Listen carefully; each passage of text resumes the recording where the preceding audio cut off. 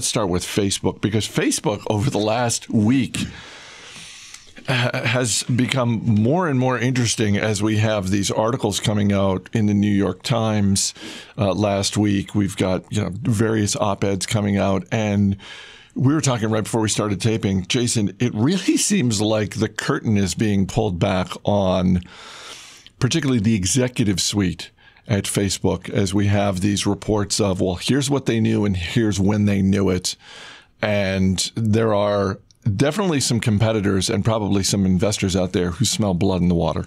Yeah, I would imagine. I mean, I certainly look at Facebook as from an investor's perspective, a company where I've certainly changed my tune on leadership significantly. I think for a long time, I felt like Mark Zuckerberg and Sheryl Sandberg were a dynamic duo that really had a good idea of where they wanted to take the business, how they were going to get there. On the calls, they were always on point, paint a very good picture of a long-term strategy there. And not just based really on these articles that are out during this news cycle right now, but just based generally on what we're coming to find out about the company, what we know about Facebook in general, and sort of what social networking is doing to society on the whole. I've lost all confidence in this leadership team completely. Like, I trust them zero, not at all. And like, Facebook was not a company I was ever going to own anyway. It's just not something I'm a fan of. It's a pure advertising play. I get it. I think if I'm going to invest in advertising, I would rather own Alphabet. But for Facebook, it just seems like this dream of a more connected world being some sort of utopia has been just flattened on its ass so severely here in 2018. I mean, it's very hard for me to take a step back here and understand exactly how they change the narrative to get back towards this connected world is such a good idea, because I think what it does ultimately, it just exposes our how we just fall back into tribalism. I mean, everybody just falls back to what they really want to believe in anyway. It's, I don't know. Yeah, and they prey on that. And I mean, because the engagement is the #1 metric that these companies like Facebook are gearing towards. And so they're great at keeping you on the site. But if things like this keep coming out to where you kind of don't ever want to go back to the site, that's the end of their business model in my mind, because, they do all the marketing for other companies to go to leave the site of Facebook. But where do you see advertisements to go to Facebook? Unless it's in your mind, you don't go to Facebook. And so I think with things like this popping out, and Jason's right, I'm on the same page of social media and the engineering of people's attention and only giving you articles that they think you're going to believe in. I think that's moving in the wrong direction, but we're such a far cry away from Sandberg being discussed as a potential presidential candidate in 2020 or 2024. And now you see the struggles behind the scenes here at Facebook. You look at shares of Facebook over the summer getting close to $220 a share. Now it's down in the 130s. Yeah. I mean, it's basically down 40% from its high. And I'm glad you mentioned that, Taylor, because one of the most striking things to me over the past week has been sort of I don't know if there's a rift between Sheryl Sandberg and Mark Zuckerberg, but it certainly seems like the spotlight is on the two of them in a way that it really hasn't been before.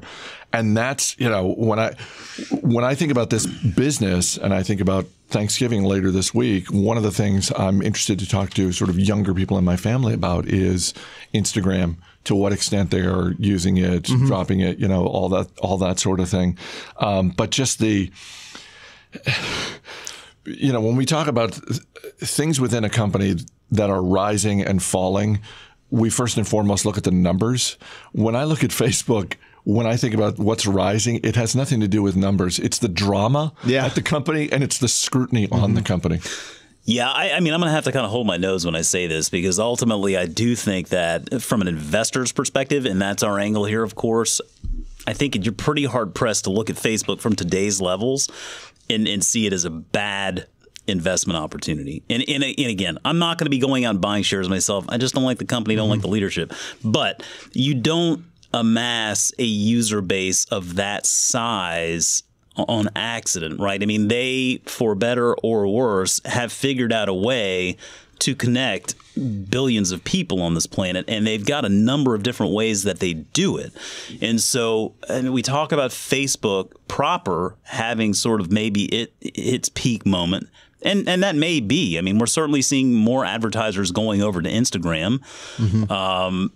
But you still have Instagram, you have WhatsApp, you have Messenger. I mean, you have a lot of different ways the business can still make money. And I think you have to resort back to human behavior. And I think, generally speaking, I think people are narcissists. I know that probably sounds bad to say, but the fact of the matter is there are a lot of people that like getting out there and showing you what they had for lunch. I'm not sure why, but they just feel like it's important. Hey, sometimes lunch is delicious. It is. I get it. I know. I understand. I don't think that's going to stop. And I also think there are so many people where their behavior is already ingrained, and that Facebook and its properties are part of their everyday life in communicating in one form or another. So I don't think you're going to see meaningful disruptions to the network. I think you may see meaningful disruptions to leadership. And I wouldn't be surprised at all to see Sandberg say, you know what? I'm out, because I think Zuckerberg needs her more than she needs him. Yeah, for her to come on in 2008 and just completely turn that business into a revenue and eventually profit-generating machine. I don't think Zuckerberg was doing that on his own. Politically, with Google, I mean, she's got a lot of different ways that she can go about her future, and obviously he's tied to this business. So, I think if you're an investor, you probably have to be looking at Facebook and thinking, this might be actually a pretty good opportunity. I think you just have to be aware of what's in store, and you have to know your line as to whether this is the type of company that you want to own.